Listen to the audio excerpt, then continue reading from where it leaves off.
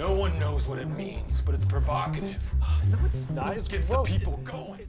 Okay, we got Team Deakins live. It's unreal for me because I didn't expect that here in Poland we will see you, James, and you, Roger, on the couch in some Katowice hotel. So everything is possible, especially for guys like me that, you know, living in dreams and living in movies every day, like we are making podcast and as well making movies. So let's proceed, and I will use your text from opening of every podcast that we start with a specific question and end No. who knows where. Yeah, right, okay.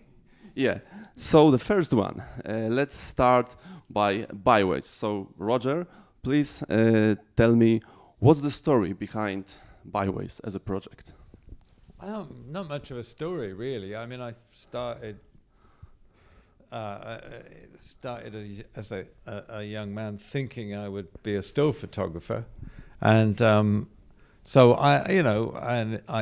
it led to film. But I've always taken stills over my life, and as James said once, why are you taking them if you're not showing them? So during COVID lockdown, we took the opportunity to sort of amass the photographs together and find a publisher, right? Yeah.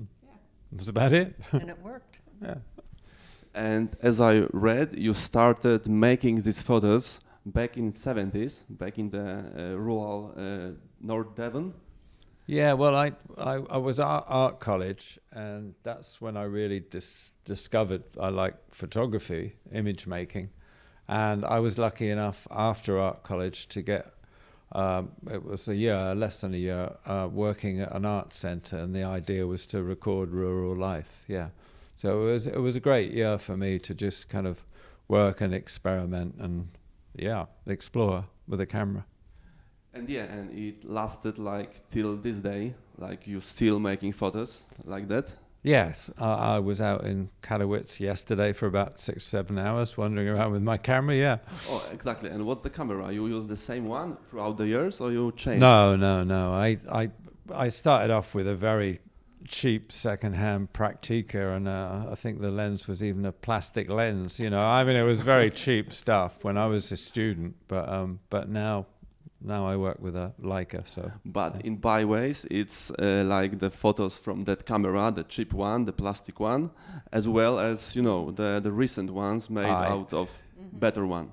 Yeah, I think there's 2 photographs in there taken with the cheap camera. As soon as I started photographing for the art center, I bought a slightly better camera and then gradually moved up, you know, in cameras. Okay, moving on. What was the main reason and trigger to enter and to start adventure as a cinematographer? Like the transition from, you know, making only photos to, you know, make pictures, moving pictures. What triggered it? Film school, right? Yeah, it was film school, but I mean, I went to film school thinking I might work in documentary filmmaking. Because that was my photography was more or less like documentary, and I thought it would be nice if the photos spoke, I suppose. So I thought documentary film was the way to go. So I entered film school thinking that was where I was going to go, and at film school I shot a lot of films for other students because they liked my documentaries. They liked the way I photographed my documentaries, I guess. So they asked me to shoot their drama films. But when I left film school, then I was working in documentary primarily for about 7 years, I suppose. And then gradually again, people started asking me to shoot dramas, and it just sort of happened, really. You know, it wasn't a deliberate choice on my part. It was just life took me on this journey, I suppose. Yeah, and recently I heard the episode with Alex from the Territory movie. Oh, yeah. And he asked you if you will maybe again or back to directing or making a documentary as a movie, and you said like you are not sure about it. No, I mean you kind of daydream about things like that, but I don't know. The world's changed a lot since I was making documentaries or shooting documentaries. And I'm there's not also sure now. not as many documentaries these days anyway being made, I don't Well, think. it's not that many stand out. There's a lot of Yeah. stuff being shot. I'm kind of more interested in still photography now, frankly, I think. And it grows in you, the still photography, like with time. For instance, your state of mind now, comparing to the 70s, what changed in your, idea of making still photography? Not much, I have to say. I think I'm more inclined to find the humorous or the irony in a photograph now. I don't take many photographs. I wait till I see something that makes me laugh or I find, ironic. A juxtaposition of objects within a frame that kind of go, that surprise me. I don't take photographs just because I like the shot, I like the composition or something. That's not what I do. So it's like more like a bonus to your work as a cinematographer. That there you got the serious work, and you in your free time, in your private life, so to speak, you look for some humor in the reality around us. For instance, like this cover of the podcast with the dog. No, I think that's true. I try to. It's hard to find humor, but I try to. Yeah, I think the mission is to still looking for humor. Yeah. These times. Okay, and if you must say, what's the relation of talent to hard work and dedication with you as you think of your career? Like, because we know that myth about, the talent and the hard work and dedication is like, maybe we'll not speak about it because the more famous and the more, glamorous term is talent.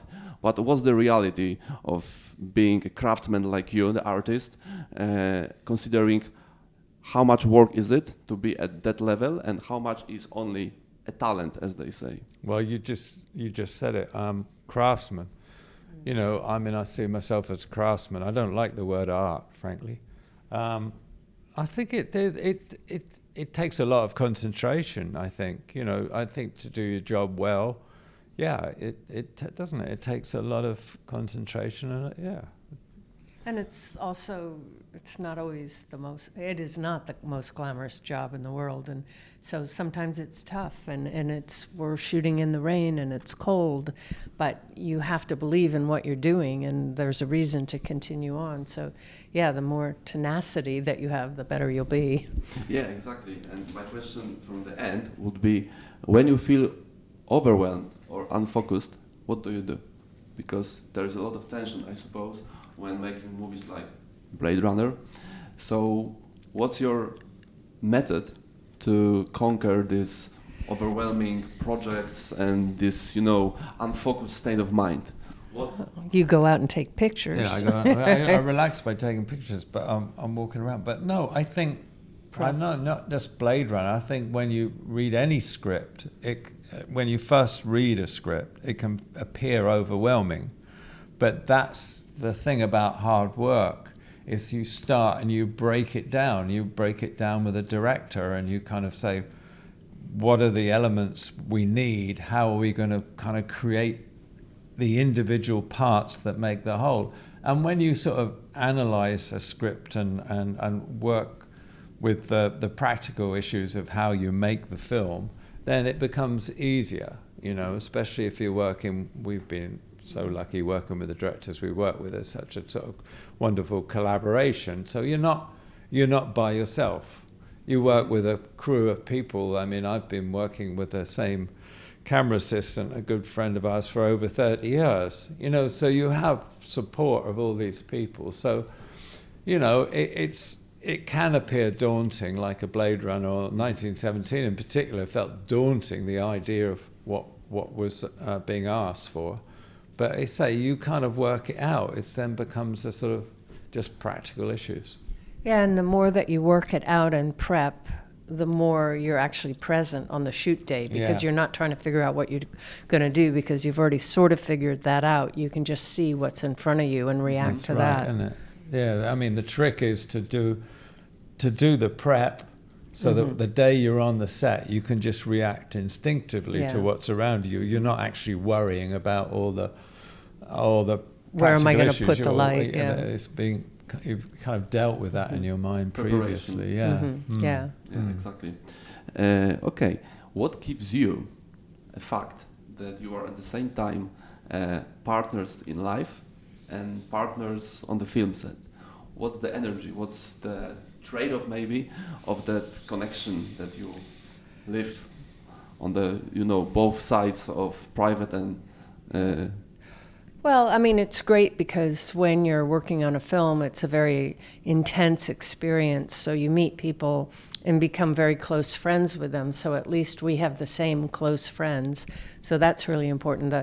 The downside is we're very boring as a couple because we talk about the film all the time. Yeah, we get home and just analyze everything that happened that day. So it was a bit intense. But boring for who? For anybody else, But if they're not for around you. us. No, because we're obsessed. It's our life. It's our life. We enjoy it. Yeah. And I can understand why people might want to have separate jobs and then come home and share it.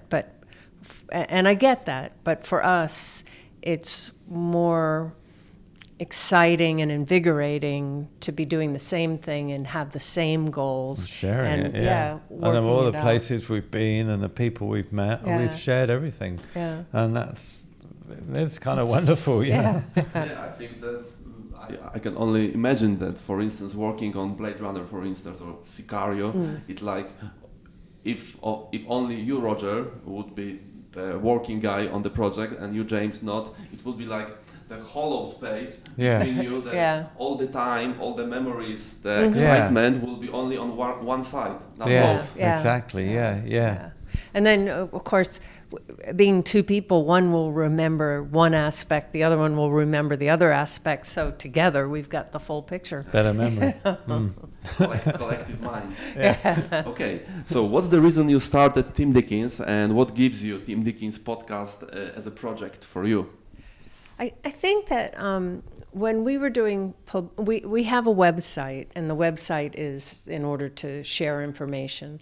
And we were doing publicity for 1917, and after doing Q&As, we'd come off the stage, and people would surround us, and they would be asking the same questions. So I don't really know that much about podcasts, but I said to Roger, maybe we should do a podcast, and then we can say, listen to the podcast. And he said, what's a podcast?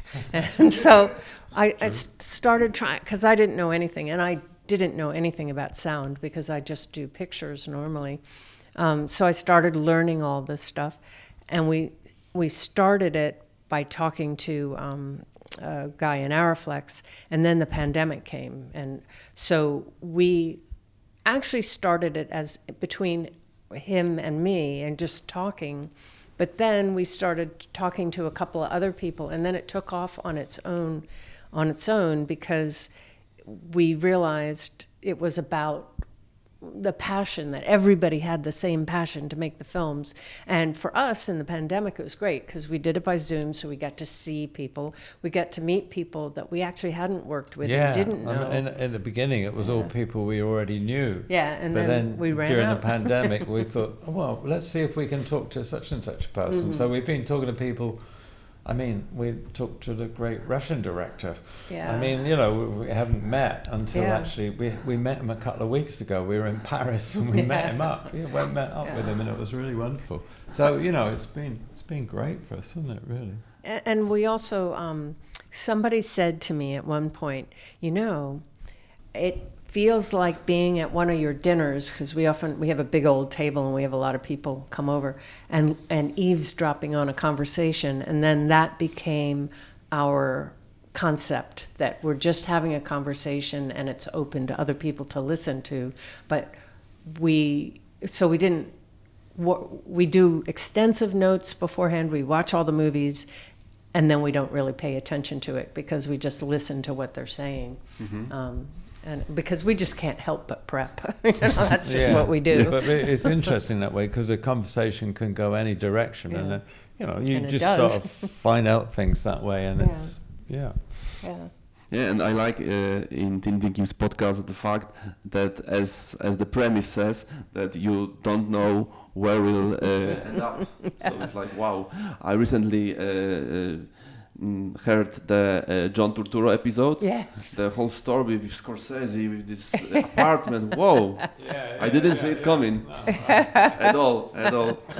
Okay, and I like the fact that the first season of your podcast was 164 episodes, and now we've got the second season. I know. Well, during the pandemic, because I didn't know sound, it took me a long time to cut. It took me a long time to figure out. And so I was working 12-hour days, and we went through the pandemic, and then we took a movie, and we came to a script read-through or something, and everybody else had been having a great time over the pandemic, had a lot of rest and everything, and I thought, wow, I missed a trick, because I worked completely through the pandemic. And then we decided we weren't going to do any more, and then we kind of missed it, and so we went back to do it again. Yeah, exactly. So excellent. Okay, maybe some from that side.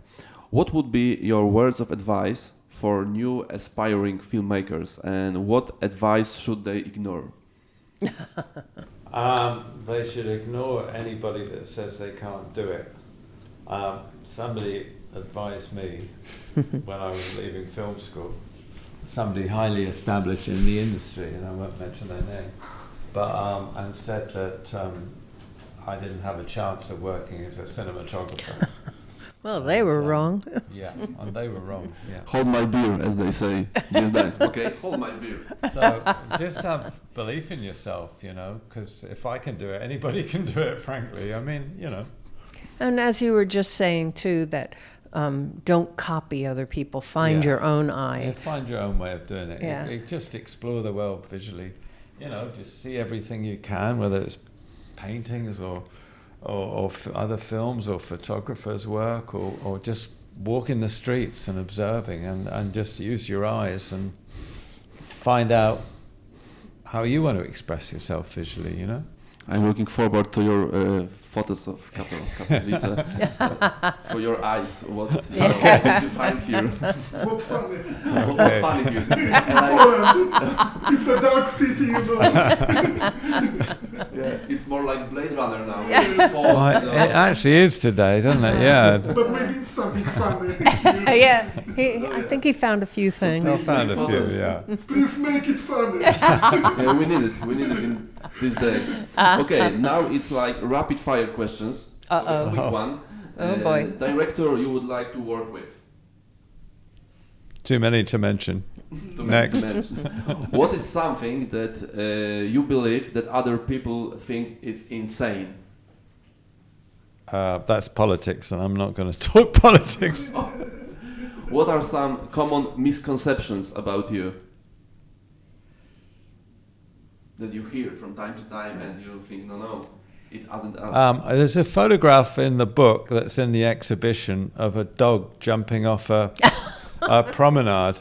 And a misconception, a couple of people asked me, did the dog survive? And how many dogs were thrown off the promenade? So I got that shot. Really? Which is a misconception, because I was just lucky to get the shot. I think also another misconception, because when you tell people that on the first day of the shoot you're so nervous, you're very nervous every shoot when you start, they don't believe it. But it's true. Yeah, they probably don't. But I'm as that's a nervous as misconception. anybody, and everybody's nervous. With every project? Mm-hmm. Yeah, but I Everybody's mean, nervous. actors are nervous. Everybody's nervous. Everybody wants to do the best they can. So, And they don't know everybody on the crew yet. yeah, I mean, so. we're all human. Yeah. Okay. What's the movie you came back to most often? Like you like to revisit? Army of Shadows by Jean-Pierre Melville. Okay. Great. Why? And why? Why to? Why? That's a great movie. It's one of the great movies. But there's a number. Ivan's Childhood, Andrei Tarkovsky. I revisit that a lot as well. Okay. They're very dark, grim movies. I'm drawn to them, I guess. Okay. Tell us something about the Oscar experience.